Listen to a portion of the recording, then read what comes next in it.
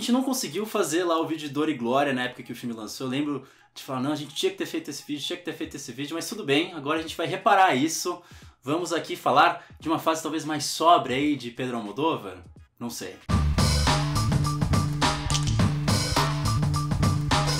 Duas mães solteiras, Janice interpretada por Penélope Cruz e Anna interpretada por Milene Smith, se conhecem em uma maternidade e encontram força uma na outra para seguir com a gestação. Paralelamente, Janice tenta encontrar as ossadas do avô e outros homens mortos pela ditadura franquista. Bom, primeiramente vocês devem estar estranhando, porque é o segundo vídeo que vocês estão me vendo sem boné, mas é porque assim, aqui em São Paulo tá muito quente, então foi o único jeito que eu encontrei pra gravar vídeo. E essa regatinha também que é inimiga da moda, mas vamos falar de Almodóvar. E você usou a palavra sobriedade, Nathan, eu concordo totalmente com você. Não é o primeiro filme que ele já faz nessa fase mais sóbria, mas ali tem características muito marcantes da filmografia dele que tá sempre muito presente, né? A cor vermelha, cores contrastantes. Penélope Cruz, sempre a musa do Almodóvar, tá ali presente também, maravilhosa. E também ele coloca aquelas reviravoltas, que é muito marcante, né, da filmografia dele. Eu não sei pra você, Nathan, não sei como você reagiu ao filme, mas assim, eu gostei bastante. Eu gosto também, acho que é bom a gente ver esses cineastas revisitando certas coisas, mas com talvez um olhar um pouquinho diferente, porque senão isso vai ficando saturado também, né? Então, acho que isso é super bem-vindo aí pra filmografia do Almodóvar. E você tava falando aí na sinopse, né, dessa primeira parte que tem a relação pessoal dessas duas mães, dessas grávidas, que tem esse melodrama ali por trás, que a gente já viu em outros filmes dele, mas eu acho que esse filme aqui talvez seja um dos mais frontais que abordam a questão política da Espanha, né? Eu acho que esses dois núcleos, eles têm alguns diálogos, a gente vai propor aqui ao longo do nosso vídeo, mas eu queria começar falando justamente dessa parte política aqui no filme, como até uma novidade do que a gente está acostumado a ver no cinema dele, né? Então você vê que essas personagens, para elas conseguirem seguir ali na vida, elas precisam encerrar certos traumas que vêm lá do passado, mas que continuam até os dias de hoje. Ou seja, né, em palavras mais diretas, né, esses desaparecidos que a ditadura deixou acabam fazendo com que essas famílias percam a sua memória, porque o Estado não permite que elas se lembrem, e assim elas não consigam ter uma perspectiva de futuro. Então acho interessante como o filme ele propõe essa ponte entre passado e futuro, como essas duas coisas são indissociáveis. Podem ser aí as matriarcas da ditadura franquista na Espanha, podem ser as Mães de Maio, por exemplo, que a gente tem muito famoso aqui na América Latina, na Argentina, ou de todas as outras ditaduras que a gente passou. Ou seja, todas essas nações que carregam aí um grande trauma e fizeram com que essas famílias ficassem com pais ausentes, com filhos ausentes, com um Estado ausente, e que por consequência a gente tem essas mulheres protagonistas que vão ali disputar a história, disputar com os registros oficiais. Eu acho que esse é o ponto de partida desse filme, embora ele não vai fazer isso de uma forma clássica como a gente está acostumado em outros filmes que retrataram ali a ditadura. Nossa, Nathan, de fato, eu concordo muito com você. Será que esse vídeo hoje vai ser chato, que a gente vai ficar concordando um com o outro? Espero que não, espero que em algum momento, tá, tenha uma treta aqui, mas brincadeiras à parte. Eu acho que por mais que seja uma questão mais, que ele trate essa questão política de forma mais frontal, eu acho muito interessante a forma como ele incorpora isso dentro da história, né? Porque isso é um ponto muito importante para a personagem, mas ela tem muitas outras questões durante a vida dela que ela precisa resolver. E essa é só mais uma delas. Eu acho que ele traz isso de forma muito orgânica. Até a Janice tem uma discussão ali com a Ana que ela fala sobre a importância de você reconhecer o passado, tanto por conta da criação dela, por conta da história familiar dela, por conta de toda essa busca que ela tem em encontrar o avô. E do outro lado, a Ana ela vem de uma família que parece que a política é quase como um tabu, né? Tanto que a mãe da Ana fala, né, que ela é meio que, quase todos os artistas são de esquerda e ela é meio que apolitizada, né? Eu acho que isso se passou de mãe para filha, então quando há esse choque entre as duas, tanto que depois a Ana ela começa a entender a importância dessa politização, né? E começa a entender a própria história do país, já que ela é mais nova que a Janice. Eu acho que a forma como ele insere isso e as memórias de outras pessoas também, que são secundárias ali ao redor da personagem, ele vai dando importância para esse assunto.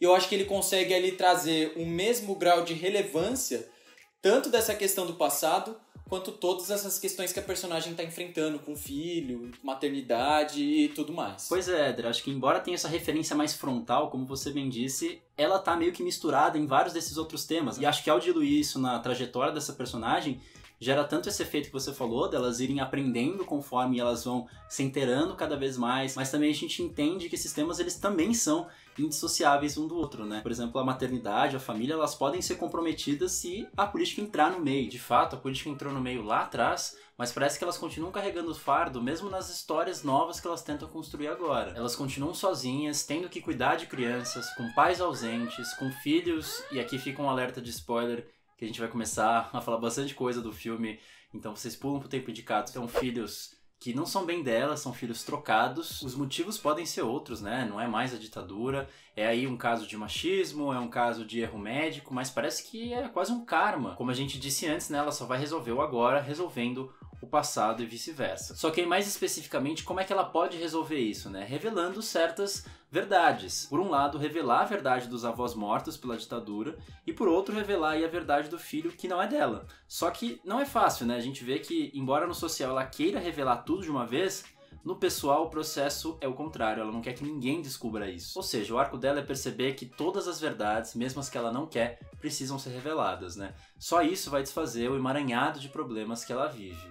Não à toa é que justamente quando ela consegue ali o certificado para exumar os corpos e de fato conseguir ver o que ficou ali enterrado, que é quando a Janice conta ali para Ana que o filho na verdade era dela, né? Então você vê como as duas coisas elas estão ali indissociáveis, como a gente estava falando ali no começo. Veja só, Sr. Nathan, sabe as palavras, eu concordo muito com o que você disse, e tem uma questão muito, muito interessante aí, porque veja bem, eu vejo a Janice como uma personagem assim muito complexa e muito coerente, né? Porque ao mesmo tempo, né, como você citou, que ela tem esse processo todo de querer descobrir sobre o passado dela e meio que esconder a questão da maternidade e tudo mais, você vê que ela tem esse processo de entender a importância também de contar.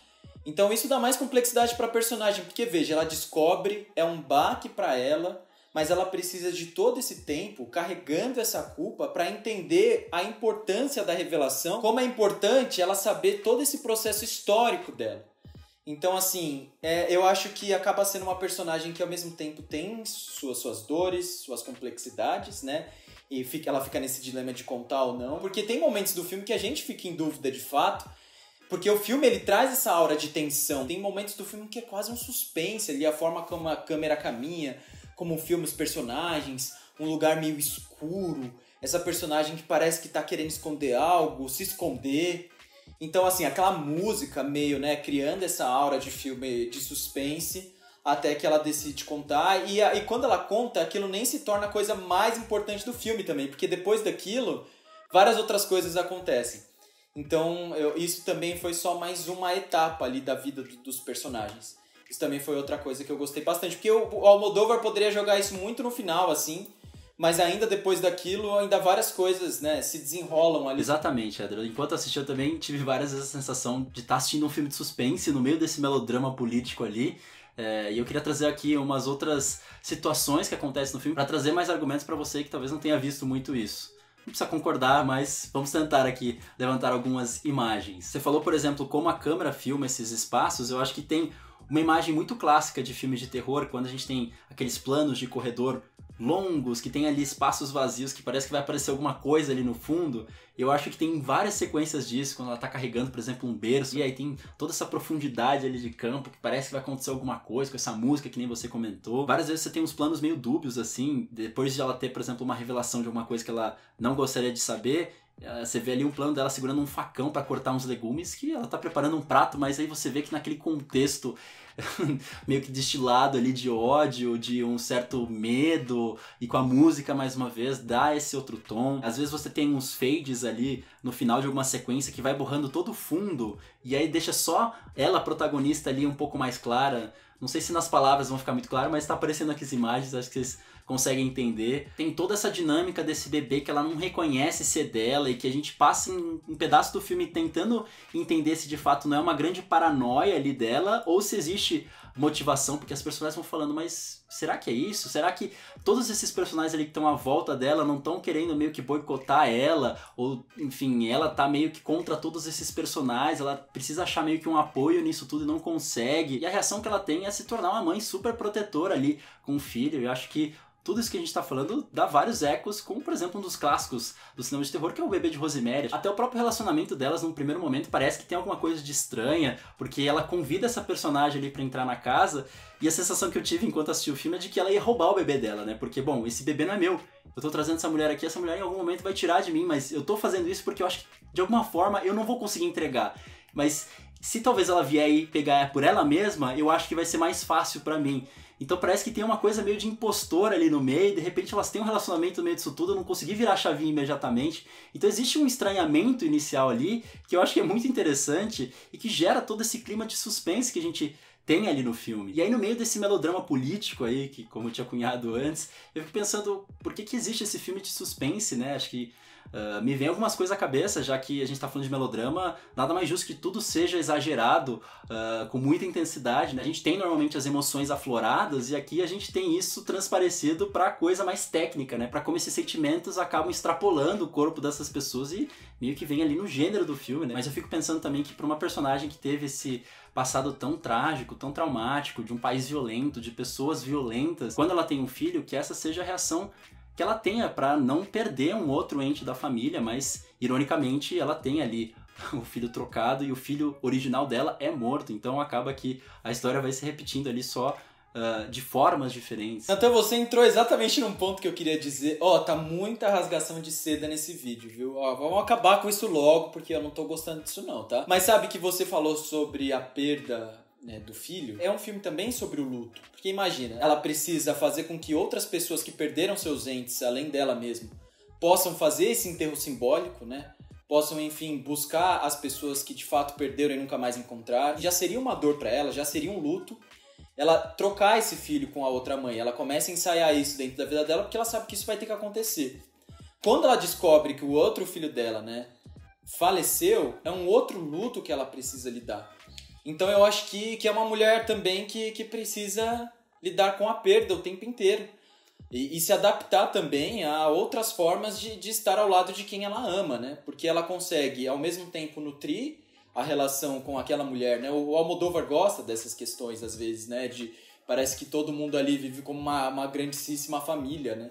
Porque vira uma família gigantesca mesmo, né? Porque são duas mães que ao mesmo tempo tiveram um relacionamento, agora são amigas. E, enfim, elas vão ressignificando o que é ser mãe. Tanto que tem ali no final, né? Um outro spoiler.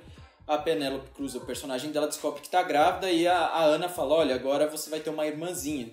Ou seja, nenhuma anulou a maternidade da outra, né? Elas conseguiram assimilar muito bem isso e fazer com que ambas tivessem ali uma importância híbrida na vida da criança. Não, eu acho que existe uma grande pressão em cima dela, né? Porque se ela representa todas essas famílias, se ela representa as mães desse filme, porque em alguns momentos você tem outras personagens que dizem se espelhar nela como mãe, né? Tanto a própria Ana quanto também a mãe da Ana, né? Que falam que nunca se acharam mães exemplares e que vem nela um exemplo do que seria uma mãe. E aí ela tem que carregar todas essas pressões, eu acho que, na verdade, acaba pesando mais como essa responsabilidade que ela tem ali pela Espanha, responsabilidade que ela tem pelas famílias, e eu acho que isso acaba sendo destilado mais uma vez nessa coisa que a gente tá falando desse filme de suspense, porque, bom, ninguém segura essa bronca inteira, né? Mas uma coisa que eu queria dizer aqui, e que é já quase um chavão, né?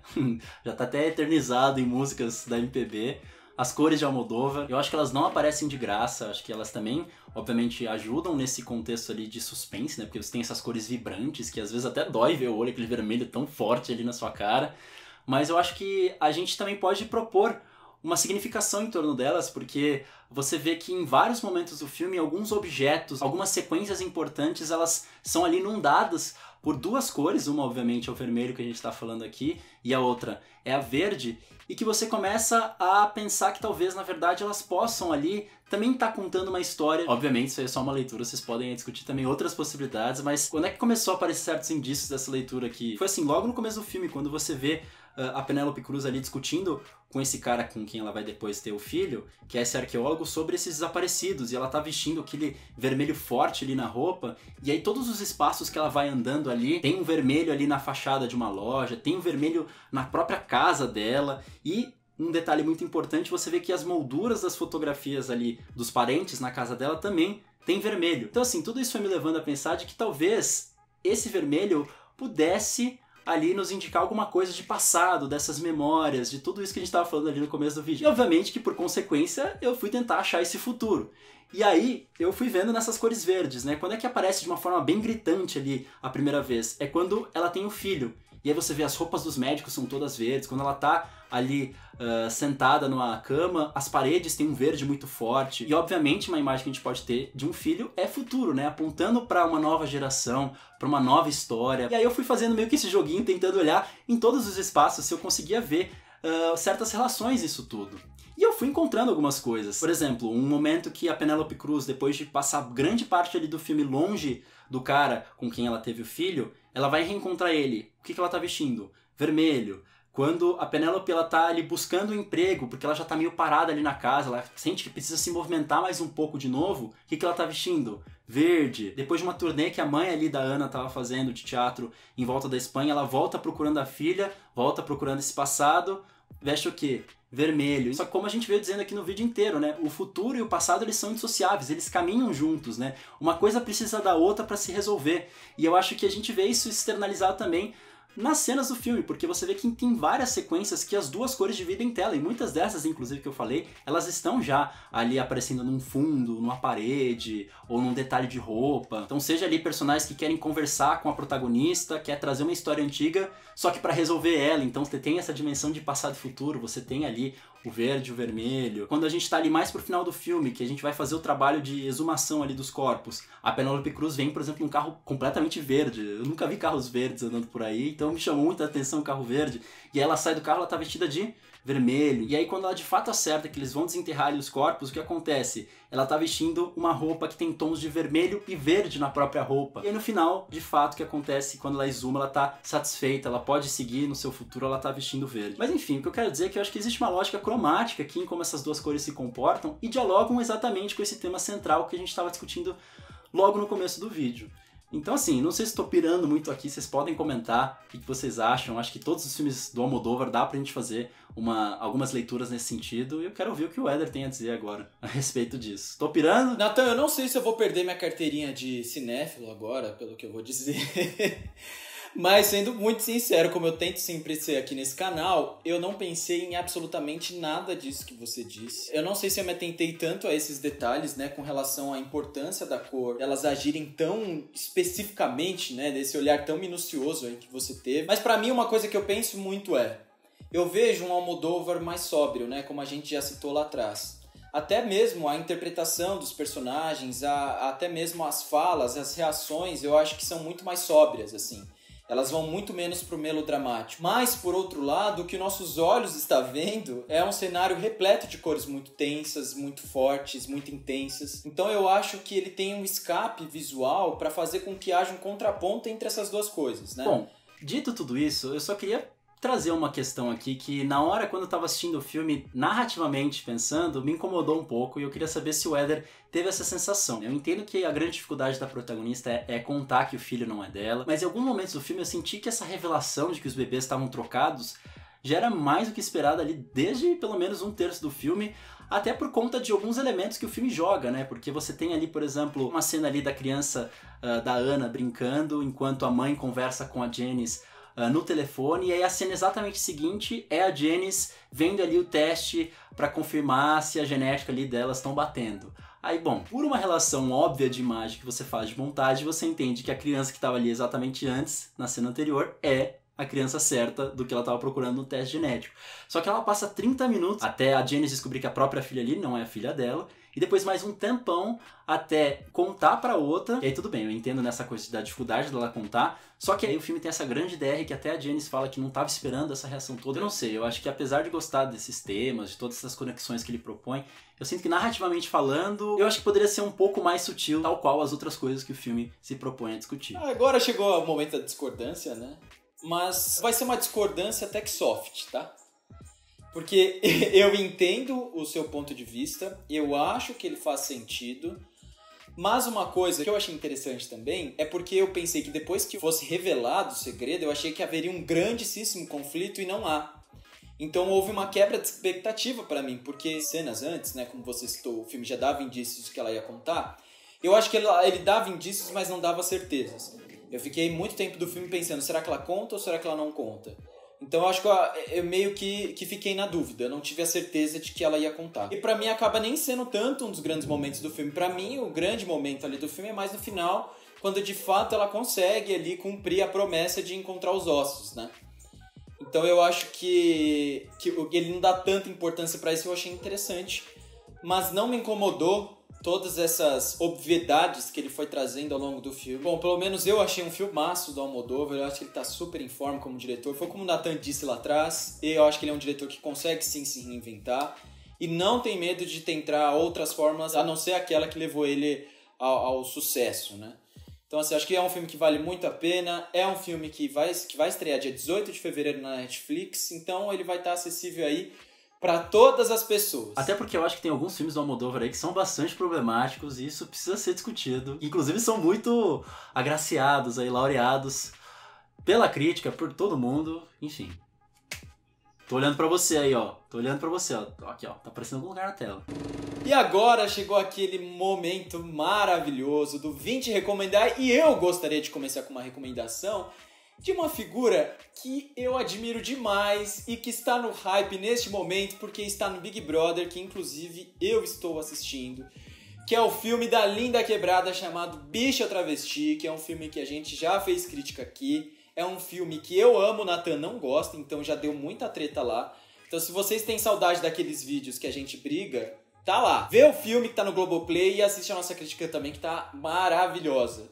Agora, Nathan, eu sei aí que você, né, não sei se você tá surpreso de eu trazer uma dica, mas diga aí sua dica maravilhosa também. Eu não gosto do documentário, mas eu adoro a Linda Quebrada. Recomendo que vocês escutem os 2 álbuns que ela lançou, um em 2021. Mas enfim, eu na minha tentativa sempre tentar alinhar um pouco aqui as minhas recomendações com o tema do filme, quis trazer aqui filmes sobre ditadura, né? Tem 2 filmes recentes, de 2021, 2020. São 2 filmes argentinos, um chamado Azor, que foi o representante da Argentina em uma vaga de filme estrangeiro no Oscar, e o História do Oculto, que é um filme de terror que tá na Netflix pra vocês assistirem. O Azor, acho que se não me engano, vai entrar no Movie em algum momento. Enfim, são 2 filmes que vão ali tratar da ditadura argentina, por essa via não da denúncia exatamente, mas de o que proporcionou que ela continuasse existindo ao longo dos anos, que foi justamente esse silêncio, né? As pessoas compactuando, seja por medo, seja pelas benesses que ela provinha. E aí você acaba tendo 2 filmes que são bem diferentes, né? Um através de um personagem da alta burguesia que começa a perceber que a ditadura tá influenciando a vida dele e vai se deixando contaminar. Tem uns ecos de Apocalipse Now ali, metendo Apocalipse Now em tudo. E o História do Oculto vai fazer essa mesma coisa do silêncio, das pessoas meio que negando, mas aí percebendo que a ditadura tá deixando ali as suas raízes, só que através da fantasia, através do terror, a ditadura ali sendo tratada como obra de ocultismo, que nem as pessoas falando que a Covid não existe, a ditadura não existe, são bruxas que estão fazendo isso. Então, são 2 filmes assim que eu acho que tem um diálogo muito interessante pra vocês assistirem, uma sessão dupla aí. É isso, gente, eu espero que vocês tenham gostado desse vídeo, eu espero que, enfim, os temas que a gente tenha trazido aqui nesse vídeo tenham ajudado vocês aí a ter outra percepção sobre o filme, ou não. Lembre-se de curtir esse vídeo se vocês chegarem até aqui, comentar também, que é muito importante pra gente. Segue a gente nas nossas redes sociais, que vai ficar aqui embaixo. E se inscreve. É isso. Muito obrigado, até a próxima e um beijão.